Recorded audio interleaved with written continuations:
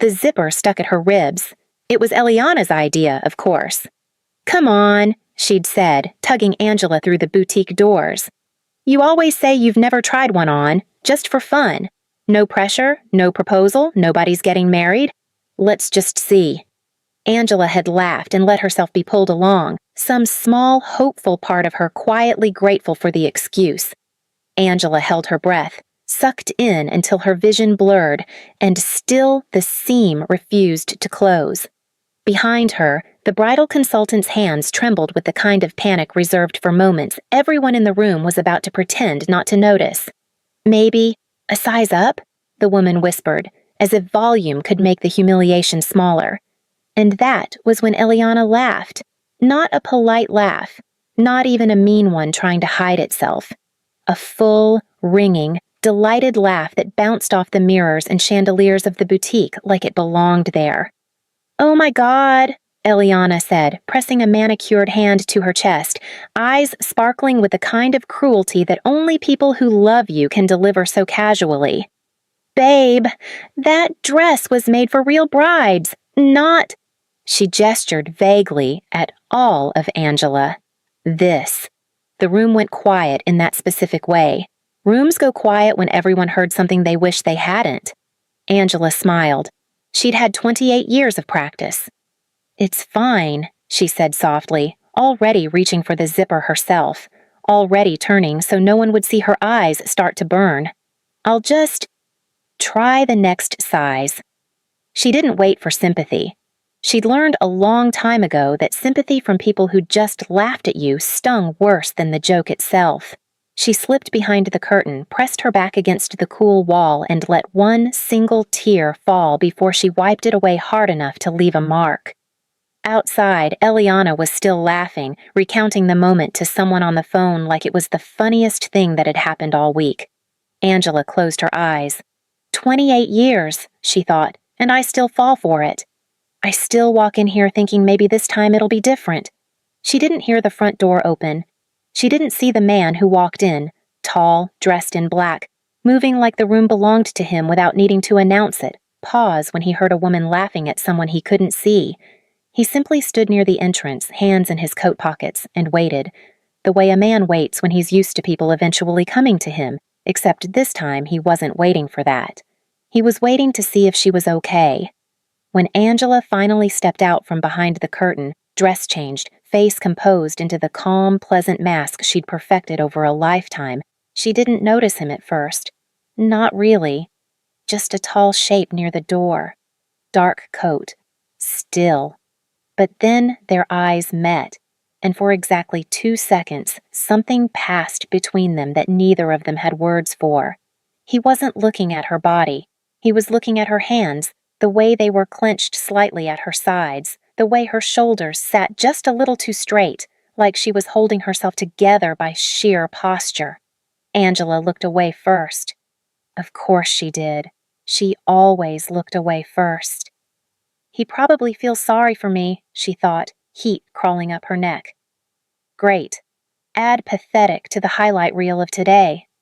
She didn't know that Min Q was thinking something entirely different. Someone hurt her. Recently. And no one in this room cares.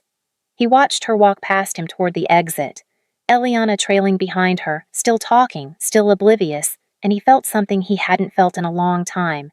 Curiosity, not about who she was, about why no one had noticed what he'd noticed in less than 10 seconds.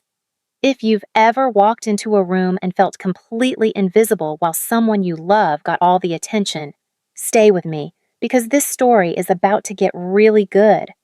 3 days later, Angela sat on the porch steps of her grandmother's house, peeling an orange with more force than necessary.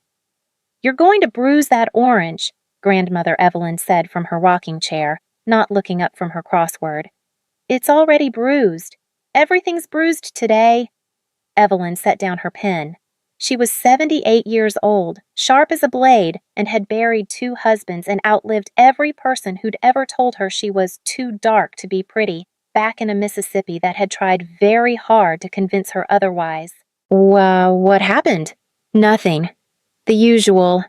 Angela tossed the orange peel into the grass. "Eliana made a joke. Everyone laughed. I smiled. The end. Evelyn went back to her crossword. Then, after a beat, you ever notice you say sorry before people even bump into you? Angela blinked. What? At the grocery store, last week. Man wasn't even looking, walked right towards you, and you said sorry. Before he did anything. That's just being polite. Is it? Evelyn finally looked up and her eyes, still bright, still fierce after 78 years, settled on her granddaughter with the kind of attention that made lying impossible. Or have you spent so long apologizing for taking up space that you don't even notice you're doing it anymore? Angela opened her mouth. Nothing came out. Because she didn't have an answer. And the not having an answer scared her more than anything Eliana had said in that boutique.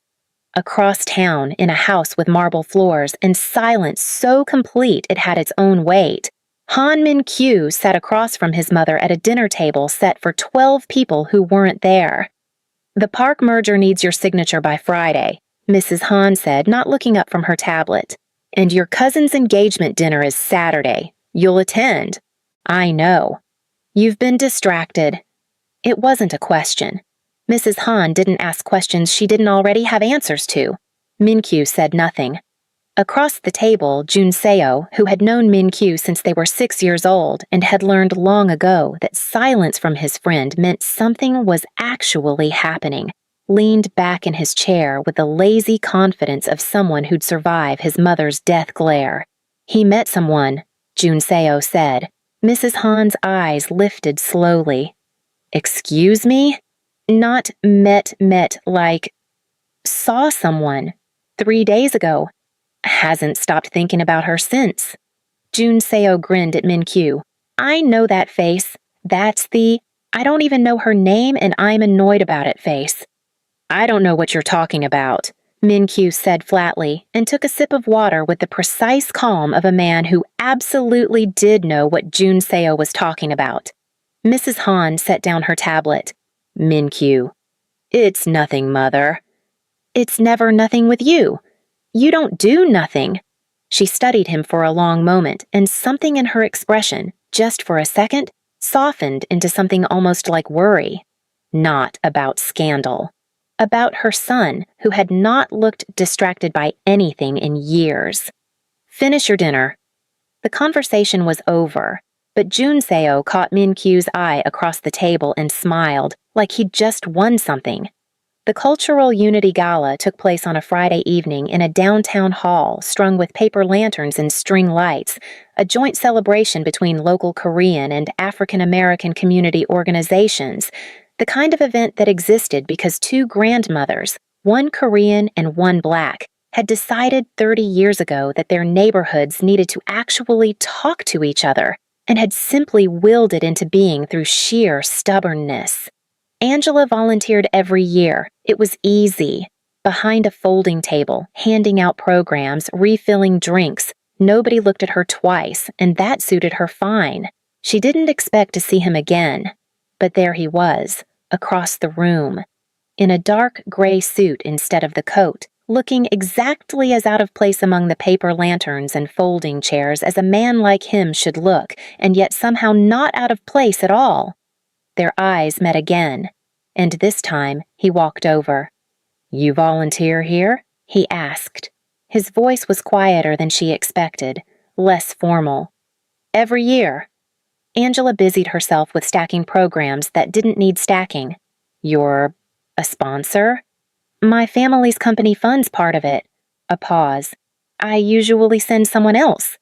But you came yourself this time. Yes. The way he said it, simple, direct, no explanation offered, made something in Angela's chest tighten in a way she didn't have a name for. I'm Angela, she said, because the silence had stretched long enough that someone needed to say something, and apparently it was going to be her. Min-kyu. Min-kyu, she repeated like she was testing how it sounded. That's a nice name. Thank you. A flicker of something crossed his face, almost amusement. Most people don't comment on names. They comment on... He stopped. On what you represent. Angela finished before she could stop herself. He looked at her properly then. Really looked. Yes, he said, exactly that. Something passed between them again, that same wordless recognition from the boutique, except now there were words, and the words made it worse in the best possible way, because now they both knew the other person had noticed something true. I'm sorry about the boutique, he said quietly. Angela froze. You saw that? I heard enough. Heat rushed to her face.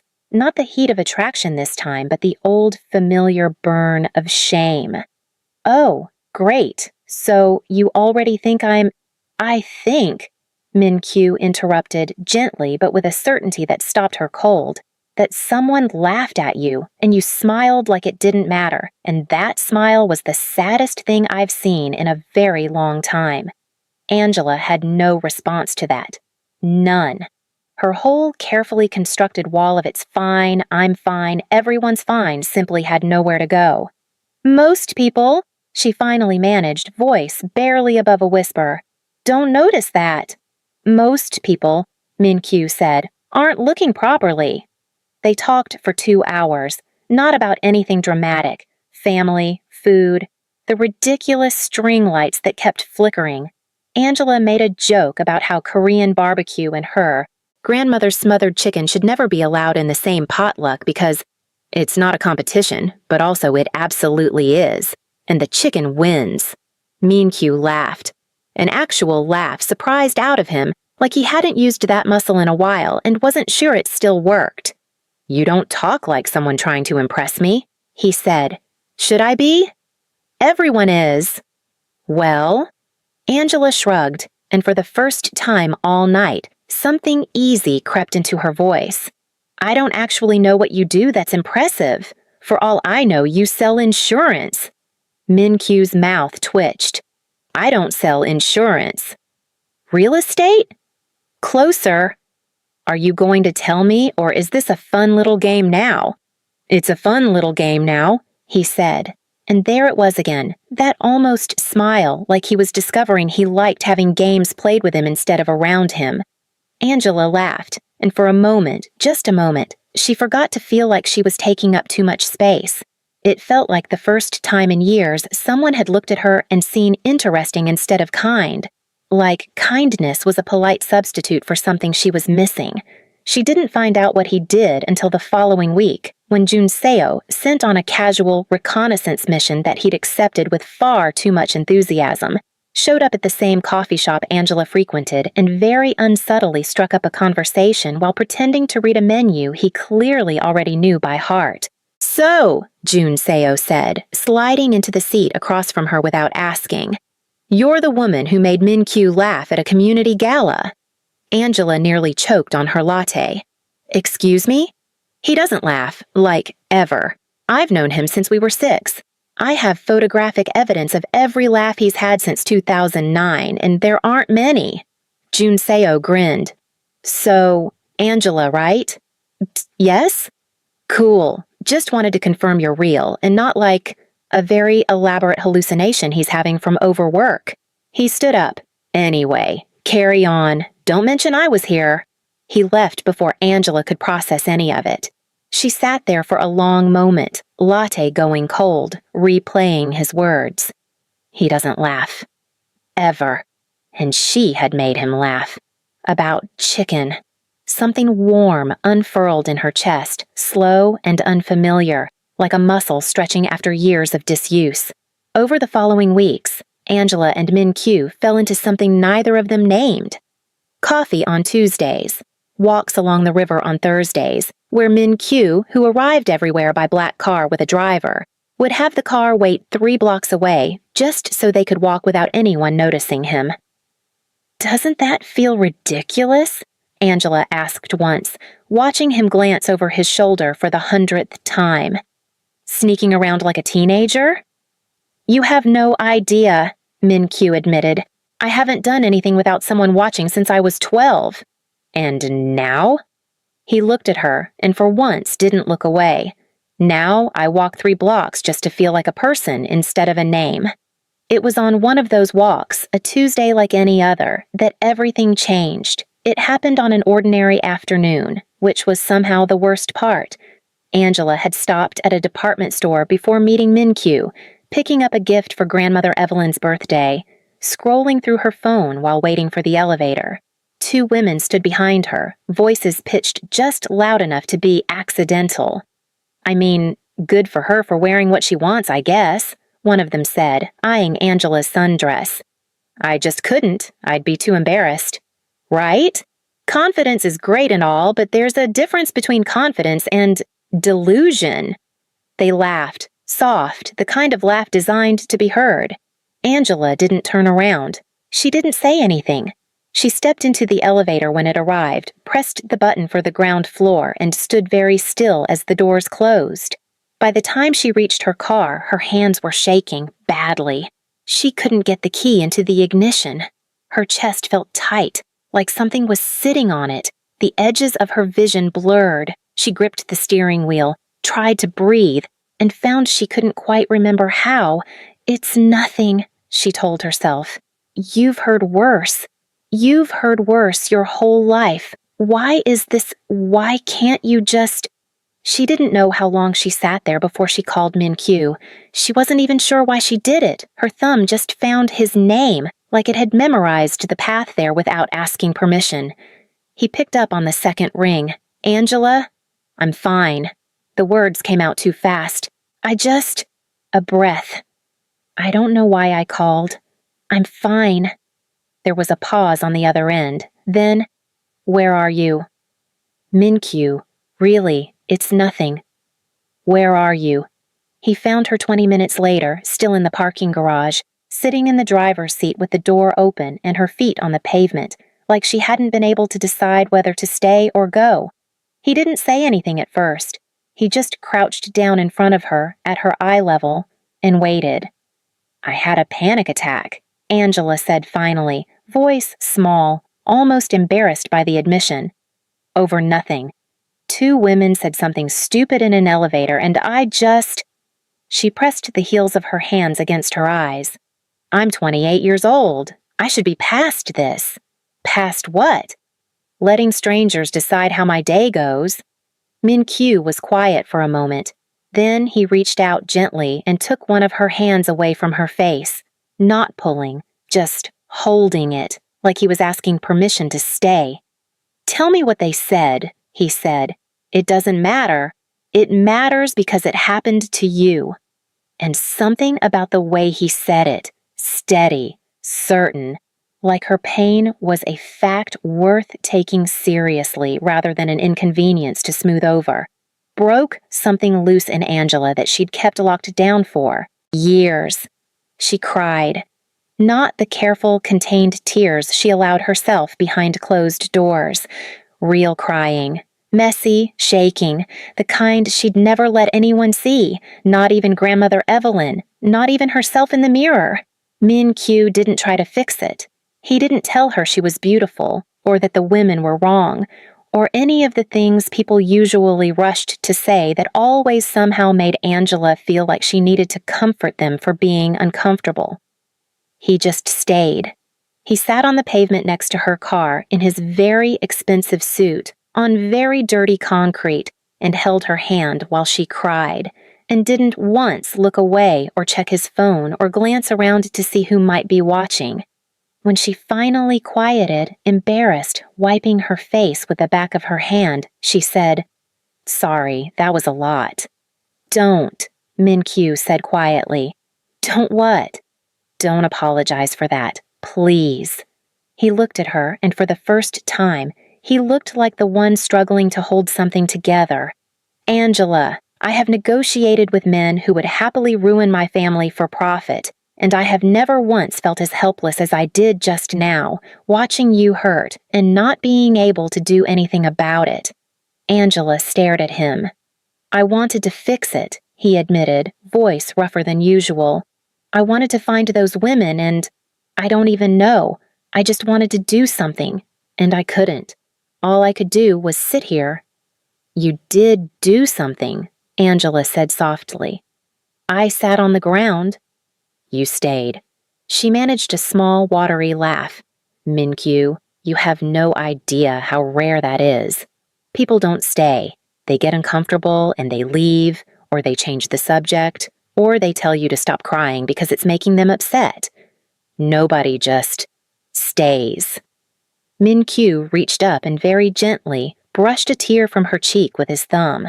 The first time he touched her face, and the gesture was so careful, so unhurried, that Angela felt it land somewhere deep, somewhere she hadn't let anyone reach in years. I'm not going anywhere, he said simply. Later that evening, after Angela had calmed down, after they'd sat in a quiet diner and she'd eaten an entire plate of fries she swore she didn't want, Minkyu told her something he'd never told anyone outside his family.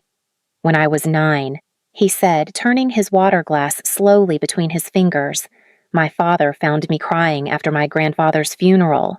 I was 9. My grandfather had just died. And my father knelt down and he said, Minkyu's jaw tightened slightly. He said, Han men do not cry. Crying is for people who have nothing to protect. Angela's chest ached. Minkyu, I didn't cry again. Not once. Not at my father's funeral 4 years ago. Not ever. He looked up at her, and his eyes were dark and steady and for once completely unguarded. Today, watching you, I think I came closer to it than I have in 25 years. Minkyu, I'm not telling you that to make this about me, he said quickly. I wanted you to know that what happened today wasn't nothing to me either, that you crying in that parking garage was the most honest thing I've seen in a very long time, and it made me want to be honest too. Angela reached across the table and took his hand, the same hand that had held hers an hour earlier, except now their roles had quietly reversed. Thank you for telling me, she said. Thank you for staying, he said, even after I made it weird by talking about my father. She laughed, really laughed, the tightness in her chest from earlier finally fully gone. You didn't make it weird. I made it a little weird. Okay, a little. They sat there, hands joined over a diner table littered with fry crumbs, and neither of them said the word falling. But it was there, unspoken, in the space between them, steady and quiet and absolutely, undeniably real. If you've ever met someone who made you feel like the most interesting person in the room, not because of how you look, but because of who you are, you already know exactly what's coming, and trust me, it's worth sticking around for. But not everyone was happy about the change in Angela. Eliana noticed first. It started small. Angela laughed more easily, stood a little straighter, wore colors she used to avoid because Eliana had once said, years ago, that bright colors weren't really her thing. A comment Angela had quietly absorbed into her wardrobe rules for over a decade, without ever questioning it. Now she wore a red dress to brunch, and Eliana stared at her like she'd grown a second head. You look different, Eliana said, in the careful tone people use when they mean I don't like this and I don't know why. Good different, I hope, Angela said lightly, reaching for the menu. I didn't say good. The silence that followed was sharp enough to cut.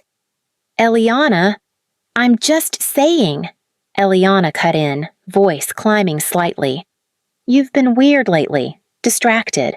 Are you seeing someone? Angela's first instinct, the lifelong instinct, was to deflect, minimize, make it smaller so it doesn't take up space. But something in her had shifted, just slightly in the last few weeks. Just enough. Maybe, she said. Eliana's face did something complicated. Surprise, then something that looked almost like hurt, quickly buried under irritation. And you didn't tell me? Would it matter? Angela asked, and immediately wished she could pull the words back, because Eliana's face went white. What is that supposed to mean? Nothing. Forget it. No. Say it. Clearly something's been bothering you, and apparently it's me, so say it. The restaurant was quiet around them. Angela's heart pounded. Every old instinct screamed apologize, smooth it over, make it disappear. But for the first time, a different voice, quieter but steadier, asked, "What if you didn't?" "You laughed at me." Angela's voice was low, steady. "At the boutique, in front of everyone." A pause. "And it wasn't the first time, Elle. It's been happening my whole life. And I've just let it. Because it was easier than making it weird. Easier than making you uncomfortable. God forbid I make you uncomfortable." Eliana's mouth opened, closed. For the first time in either of their lives, Angela had said something Eliana didn't have an immediate, witty response to. "I was joking," Eliana finally said, but it came out smaller than she meant it to. "I know. That's what makes it worse." Angela stood, leaving cash on the table for her half of the bill, and walked out, not in anger, not in tears, just done. Calmly, quietly done with absorbing things that weren't hers to carry. Behind her, Eliana sat alone at the table, staring at the empty seat across from her, feeling something she hadn't felt in years. Smaller. That evening, Min-kyu found Angela sitting on a bench near the river, the same one they always walked past, knees pulled up, staring at the water. He sat beside her without asking if he could. "Bad day?" he asked. I stood up to my sister. "That sounds like a good day to me." "It doesn't feel like one." Angela hugged her knees tighter. "It feels like I just blew up something I spent my whole life trying to keep together." Min-kyu was quiet for a moment. "When I was 16, he said, my father told me I would inherit the company someday, and that emotion was a weakness our family couldn't afford. I believed him for almost 20 years. He looked out at the water. Last month, for the first time, I told my mother I didn't agree with something. Just disagreed. Out loud. What happened? Nothing exploded. The world didn't end. A pause.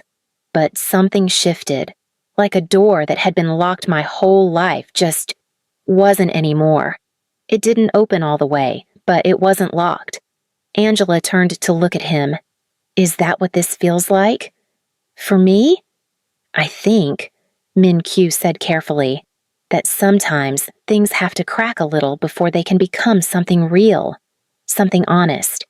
She studied his profile, the careful stillness of him, the way he held himself like a man who'd spent his whole life being watched and had learned to give nothing away. And yet, here, with her, he kept giving things away. Small things, true things. "Min-kyu," she said softly. "Yes?" "Thank you for seeing me, actually seeing me." He turned to look at her, and for the first time since they'd met, he reached out and gently took her hand. "Angela," he said, "I have never not seen you. Since the moment I walked into that boutique." The world narrowed to the warmth of his hand around hers, the sound of the river, the soft, golden light of evening settling over both of them like something gentle and certain. For the first time in her life, Angela felt completely, entirely chosen. We're getting to the good part now, but it wouldn't be a real love story without someone trying to ruin it. And in this case, that someone has a very expensive coat and very high expectations. Mrs. Han found out about Angela on a Tuesday. She didn't find out through Min-kyu. He hadn't told her yet, was building up to it carefully, the way he approached everything important.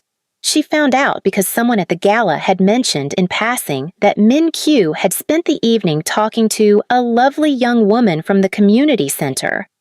That was all it took. By the time Min-kyu arrived home that evening, his mother was waiting in the study, posture perfect, expression unreadable. "Sit down," Mrs. Han said. He didn't. "I know about the woman," she continued when he said nothing. "Angela, African American, volunteers at the community center." "Her name is Angela," Min-kyu said evenly. "Not the woman." Mrs. Han's eyes narrowed slightly, not at the correction itself, but at the tone, the steadiness. Her son rarely corrected her.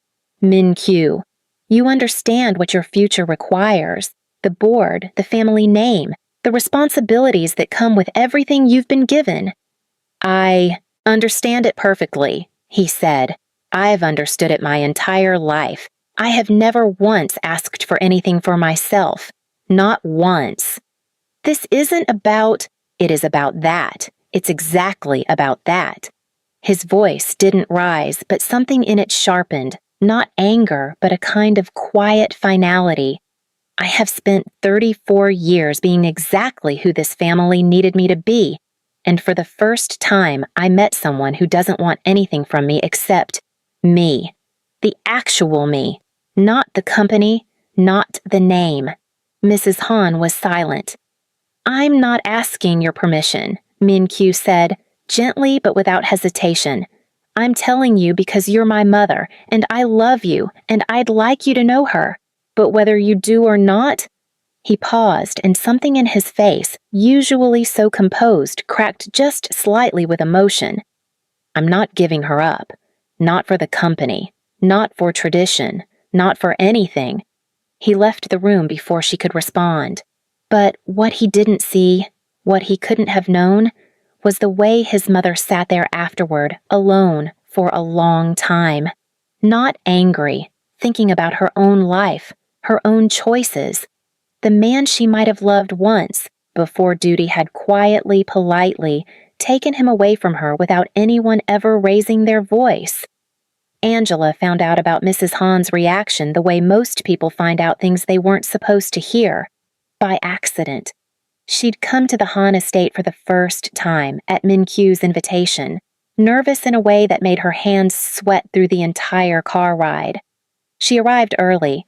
Min-Kyu was on a call. A staff member showed her to a sitting room to wait, and that was where she heard Mrs. Han's voice through a half-open door, talking to someone on the phone. I'm not saying she's a bad person. I'm saying my son has responsibilities he doesn't fully understand yet, and she doesn't understand them at all. This family has survived for generations because we don't let feelings dictate. Angela didn't hear the rest. She didn't need to. She quietly let herself out the front door, texted Min-Kyu that she wasn't feeling well, and went home. All the old voices came rushing back, louder than they'd been in weeks. You don't belong here. You're not what they wanted. You were always going to be the one left behind. By the time Min-Kyu called that night, worried, Angela had already built the wall back up, brick by familiar brick. I think, she said carefully, we should slow down. Just for a bit. Angela, what happened? Nothing happened. I just think... Don't do this. His voice was quiet, but there was an edge to it she'd never heard before. Not anger, but something closer to fear. Don't disappear. Not now. I'm not disappearing, she lied. I just need some space. She hung up before he could respond and sat in the dark of her apartment, hugging her knees, feeling like the little girl in the boutique all over again. Grandmother Evelyn found her like that 2 days later. You've been avoiding my calls, Evelyn said, settling into the chair across from Angela without being asked, the way grandmothers do. I've been busy. Evelyn studied her granddaughter for a long moment. You ended it with him. I didn't end it. I just... Stop. Evelyn's voice wasn't loud, but it carried the weight of 78 years of not having time for nonsense. I want to ask you something, and I want you to actually think about it before you answer. Angela braced herself. Are you protecting your heart? Evelyn asked. Or are you protecting your fears? The question landed like a stone dropping into still water.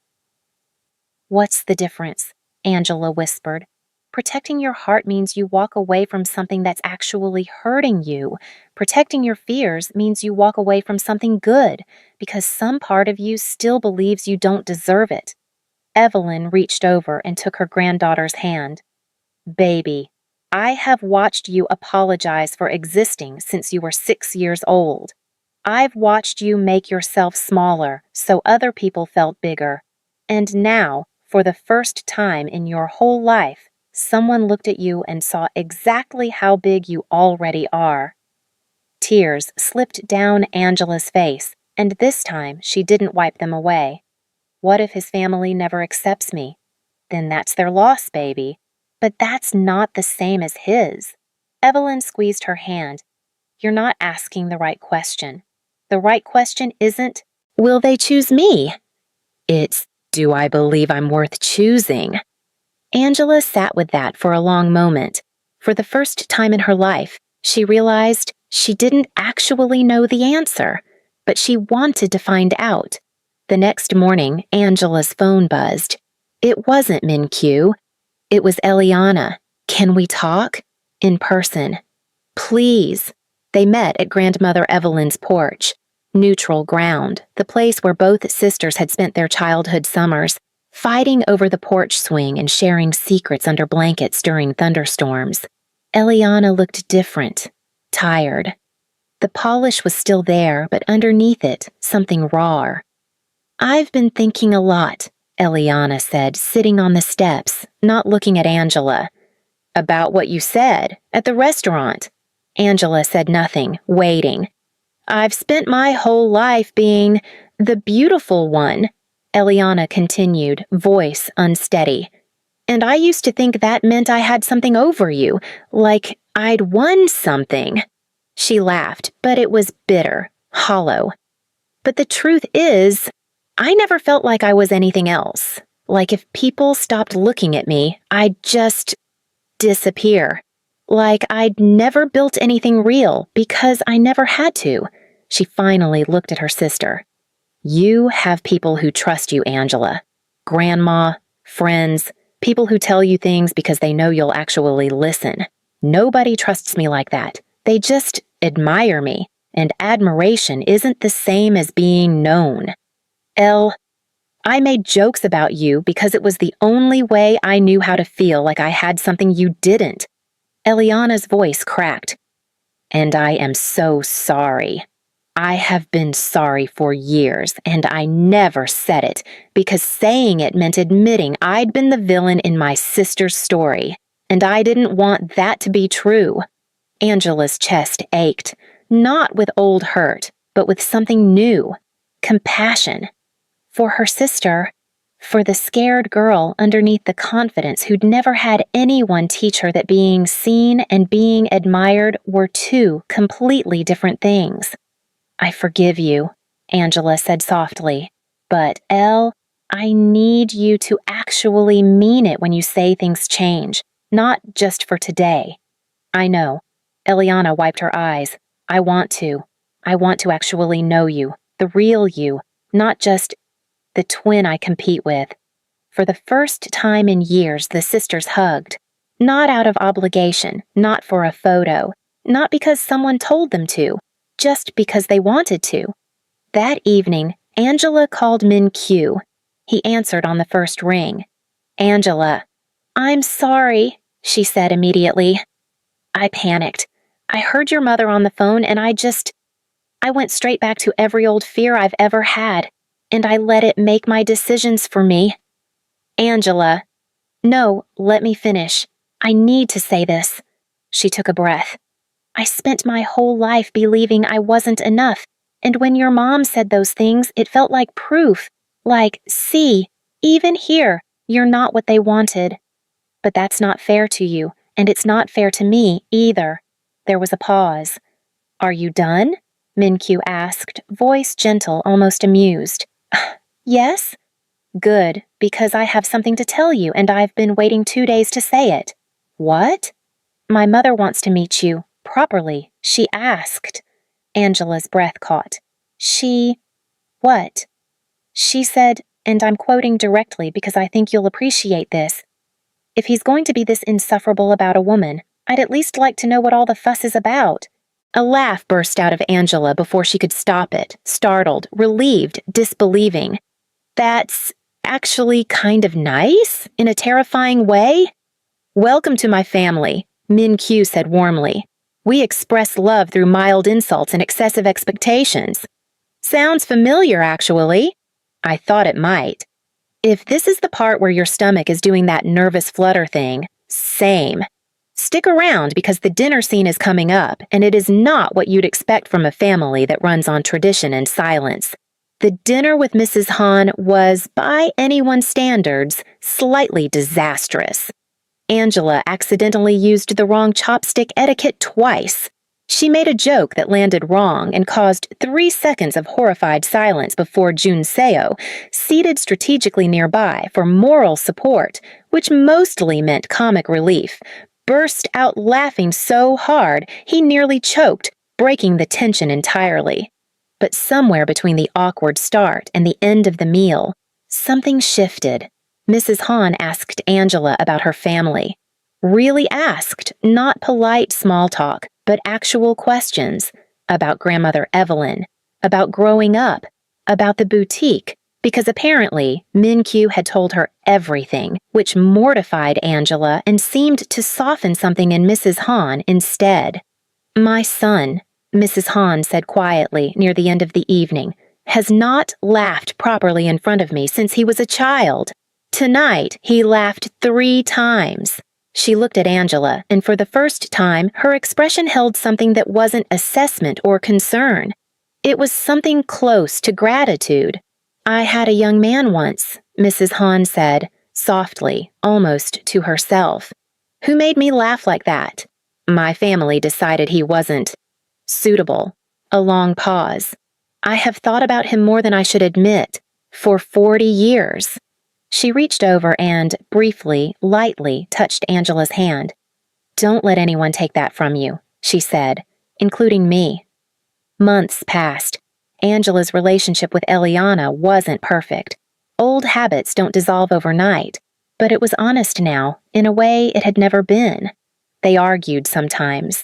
They also laughed more than they had in years, the kind of laughter that came from actually knowing each other. Min-kyu slowly stepped back from the parts of his family's business that had nothing to do with who he wanted to be, and slowly stepped into things he'd never let himself want before, including eventually a quiet conversation with his mother about a future that included both duty and happiness, not one instead of the other. And one afternoon, months later, Angela walked into a bridal boutique. A different one. Same city, different boutique, one grandmother Evelyn had insisted on, because that other place doesn't deserve your money, baby. The dress fit, not because Angela had changed her body, because she'd stopped needing the dress to prove anything. Eliana stood beside her, eyes wet, smiling, really smiling, the way sisters smile when they're genuinely happy for each other. You look beautiful, Eliana said. I know, Angela said simply, and meant it, not with arrogance, but with a quiet, settled certainty that had taken 28 years to arrive and felt, now, like it had always belonged to her. At the venue, Min-kyu stood at the front, hands clasped, looking, for the first time in his entire adult life, genuinely nervous. Jun Seo leaned over and whispered, You're sweating. I'm aware. It's kind of hilarious, honestly. Nothing scares you. Boardrooms, rival families, that one guy who tried to... Jun Seo. Right, sorry, you've got this. When the doors opened and Angela began to walk down the aisle, Min-kyu's breath caught, not because of the dress, not because of how she looked, but because of the way she walked, not carefully, not apologetically, not like someone bracing for judgment. She walked like a woman who had finally, fully arrived. When she reached him, he took her hands. For just a moment, the entire room disappeared. Hi, she whispered. Hi. His voice wasn't steady, neither was hers. Neither of them minded. Later that evening, during the reception, Angela found a quiet moment by herself, looking out over the lights of the city. Min-kyu was somewhere across the room, deep in conversation with Jun Seo and, improbably, Mrs. Hahn, who was laughing at something, actually laughing in a way Angela suspected she hadn't done in years, either. Eliana came to stand beside her, quiet for once. Remember the boutique? Eliana asked softly. The first one? I remember. I think about that day sometimes. What I said. Eliana's voice was small. I'm glad it's not the end of your story. Angela smiled, watching the city lights flicker below. It wasn't the end, she said. It was just the part where everything started. She thought about the girl who had stood behind that curtain, wiping away a single tear, convinced that this was just how her life would always be. Noticed last, loved quietly, chosen never. That girl was gone now. In her place stood a woman who understood, finally, completely, that she had never needed to become someone else. Not to be loved, not to be chosen. She had simply needed someone to see her. And once she'd been seen, truly, completely seen, she never had to shrink again. Across the room, Min-Kyu caught her eye and smiled. And Angela smiled back, feeling, for the first time in her life, that she was exactly where she was always meant to be. If this story made you feel something, if it reminded you of someone, or maybe even of yourself, let us know in the comments. Stories like Angela's are why we keep telling them, and if you want more stories like this one, you already know what to do.